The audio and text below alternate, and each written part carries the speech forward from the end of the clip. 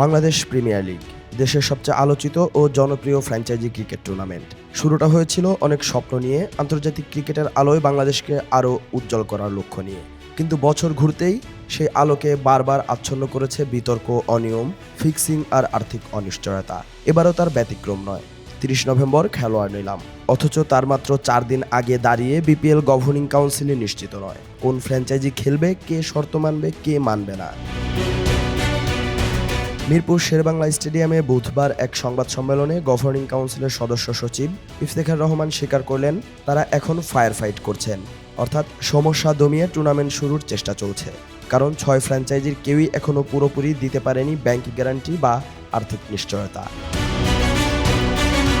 নিয়ম অনুযায়ী প্রতিটি দলকে দিতে হবে 2 কোটি টাকা ফ্র্যাঞ্চাইজি ফি এবং 10 কোটি টাকা ব্যাংক গ্যারান্টি, যাতে খেলোয়াড়দের পাওনা আদায় নিয়ে আর কোনো বিতর্ক না থাকে। কিন্তু বাস্তবতা হলো, কেউ দিয়েছে নগদ চেক, কেউ দিয়েছে পে অর্ডার, কেউ দিয়েছে আংশিক টাকা, অথচ নিয়ম ছিল ব্যাংক গ্যারান্টির। ইফতেখার মিঠু বললেন, ব্যাংকিং খাতের সংকটের কারণে ফ্র্যাঞ্চাইজিরা গ্যারান্টি দিতে পারছে না। কিন্তু প্রশ্ন থেকেই যায় যে, শর্ত পূরণ হবে না জেনেও বিসিবি এমন শর্ত দিল কেন? আর এত ভালো আর্থিক সক্ষমতা থাকা সত্ত্বেও প্রতিষ্ঠিত ফ্র্যাঞ্চাইজিগুলো কেন শর্ত মানতে পারছে না? সেই প্রশ্নও ঘুরে বেড়াচ্ছে ক্রিকেট অঙ্গনে। বিপিএলের ইতিহাস বলছে, বিসিবি কঠোর অবস্থানে কখনোই খুব বেশি সময় থাকতে পারে না। অতীতে ফিক্সিংয়ের অভিযোগ উঠলেও বা টাকা পরিশোধ না করলেও বারবার ছাড় দেওয়া হয়েছে। এবারও একই লক্ষণ। 5 দল ঘোষণার পর হঠাৎ করে যুক্ত হলো 6ষ্ঠ দল, নোয়াখালী এক্সপ্রেস।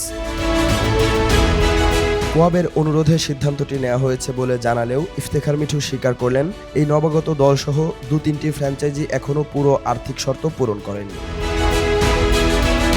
তাই এবার কঠোর হওয়ার কথা বললেও বাস্তবে সেই কঠোরতা কতটা কার্যকর হবে তা নিয়ে সন্দেহ থেকেই যাচ্ছে।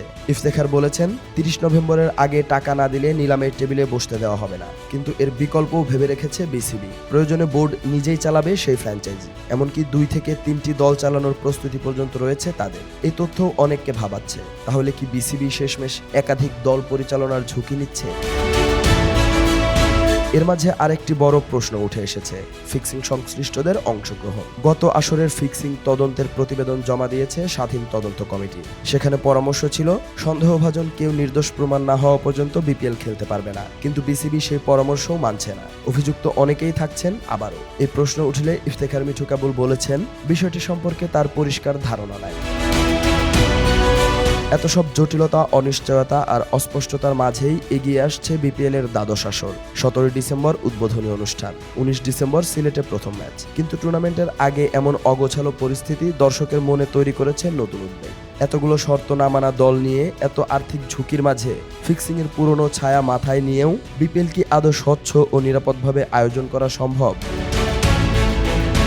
গভর্নিং কাউন্সিলের শীর্ষ কর্তারাই যখন বলেন তিনি নিজেও অনেক প্রশ্নের উত্তর জানেন না, তখন স্পষ্ট হয় বিপিএলকে ঘিরে ধোঁয়াশা কাটেনি এখনও। এই টুর্নামেন্ট দেশের সবচেয়ে জনপ্রিয় ক্রিকেট ইভেন্ট, যা দেখার জন্য মুখিয়ে থাকে কোটি ক্রিকেট দর্শক। তাই প্রশ্ন একটাই, এই বিপিএল কি ক্রিকেট অনুরাগীদের আবারও হতাশ করবে, নাকি সমস্ত বিতর্ক ছাপিয়ে মাঠে ফিরবে ক্রিকেটের সত্যিকারের উৎসব?